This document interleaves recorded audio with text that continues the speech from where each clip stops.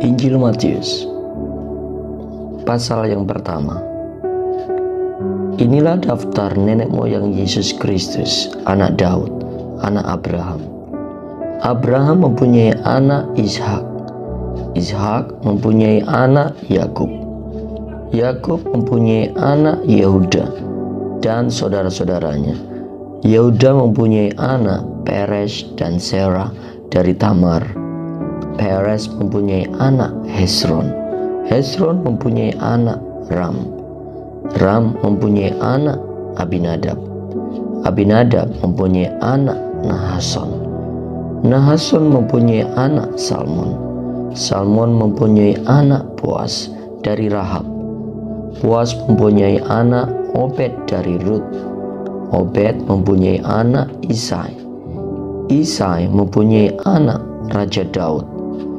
Daud mempunyai anak Salomo dari istri Urea. Salomo mempunyai anak Rehabeam.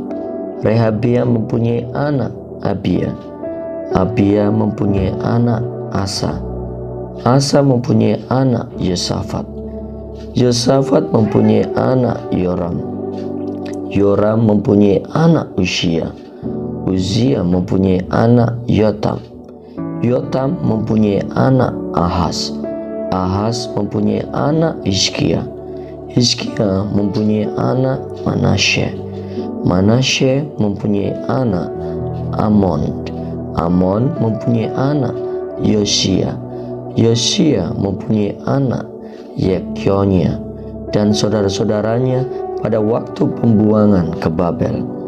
Sesudah pembuangan ke Babel, Yekyonia mempunyai anak Shealtiel.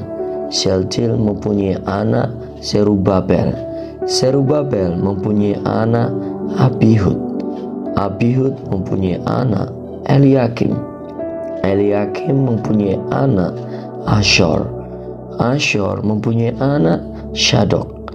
Syadok mempunyai anak Hakim. Hakim mempunyai anak Eliud. Eliud mempunyai anak Eleazar. Eleazar mempunyai anak Matan. Matan mempunyai anak Yakub. Yakub mempunyai anak Yusuf suami Maria. Dari Maria lahir Yesus yang disebut Kristus. Jadi seluruhnya ada 14 keturunan dari Abraham sampai Daud. 14 keturunan dari Daud sampai pembuangan ke Babel. Dan 14 keturunan dari pembuangan ke Babel sampai Kristus. Kelahiran Yesus Kristus. Pasal yang pertama ayat yang ke-18 sampai 25. Kelahiran Yesus Kristus adalah seperti berikut. Pada waktu Maria ibunya bertunangan dengan Yusuf, sebelum mereka hidup sebagai suami istri, ia didapati mengandung dari Roh Kudus.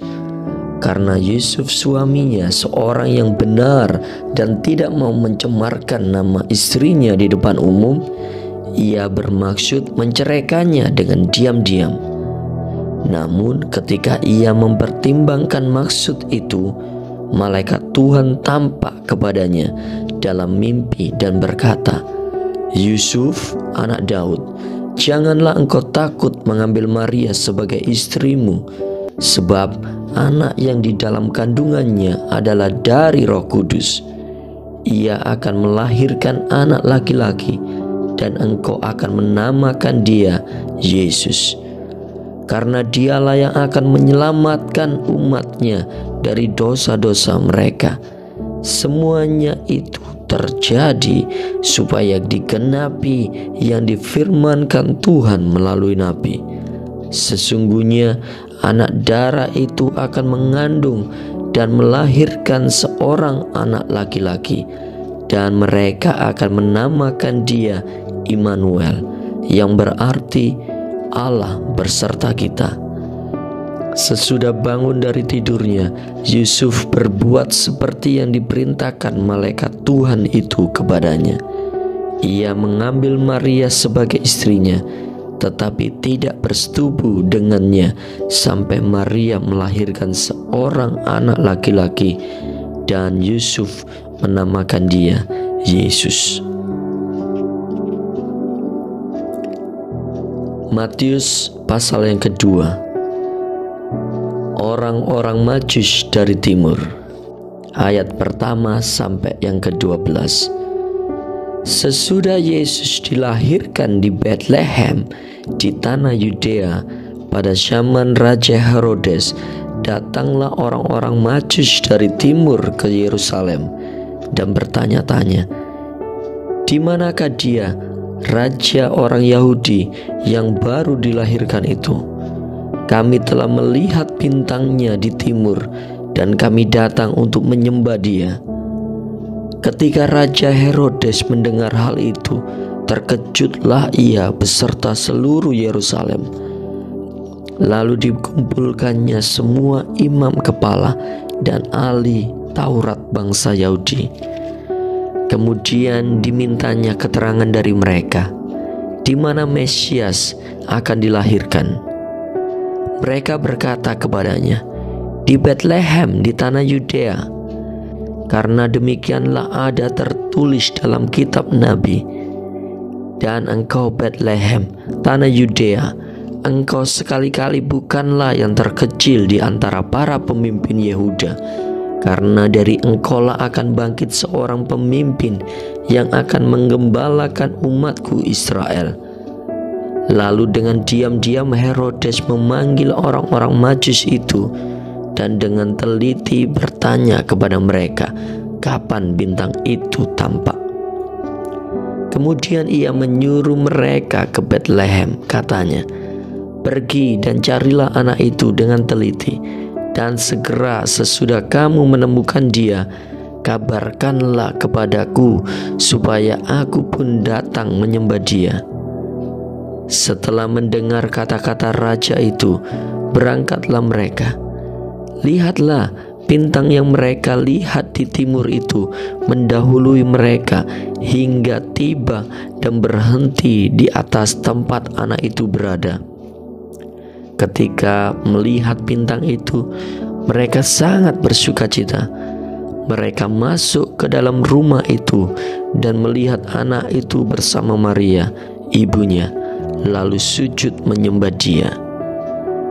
Mereka pun membuka tempat harta bendanya dan mempersembahkan persembahan kepadanya, yaitu emas, dupa, dan mur.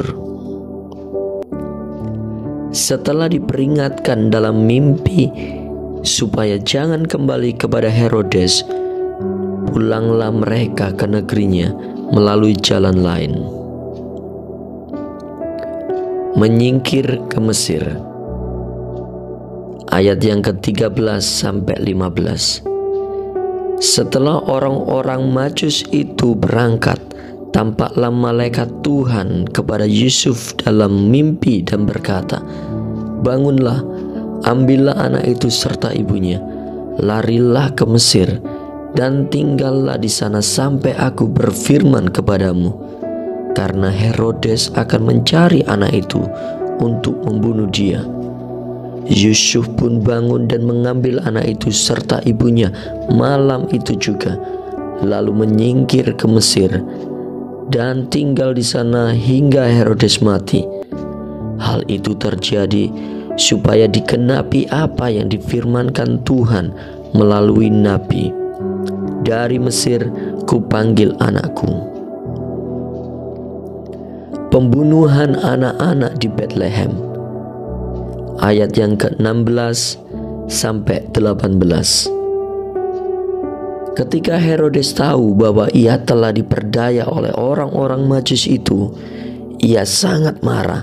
Lalu ia menyuruh membunuh semua anak di Bethlehem dan seluruh wilayah sekitarnya, yaitu anak-anak yang berumur 2 tahun ke bawah, sesuai dengan waktu yang ditanyakannya dengan teliti kepada orang-orang Majus itu. Dengan demikian digenapi firman yang disampaikan melalui Nabi Yeremia. Terdengarlah suara di Rama, tangis dan ratap yang amat sedih. Rahel menangisi anak-anaknya dan ia tidak mau dihibur sebab mereka tidak ada lagi. Kembali ke Mesir, ayat yang ke-19 sampai ke-23. Setelah Herodes mati, tampaklah malaikat Tuhan kepada Yusuf dalam mimpi di Mesir. Katanya, "Bangunlah, ambillah anak itu serta ibunya, dan berangkatlah ke tanah Israel, karena mereka yang hendak membunuh anak itu sudah mati." Yusuf pun bangun dan mengambil anak itu serta ibunya, lalu pergi ke tanah Israel. Namun setelah didengarnya bahwa Arkhelaus menjadi raja di Yudea menggantikan Herodes ayahnya, ia takut ke sana. Setelah diperingatkan dalam mimpi, pergilah Yusuf ke daerah Galilea. Setibanya di sana, ia pun tinggal di sebuah kota yang bernama Nazaret. Hal itu terjadi supaya digenapi firman yang disampaikan melalui nabi-nabi bahwa ia akan disebut orang Nazaret. Tuhan Yesus memberkati.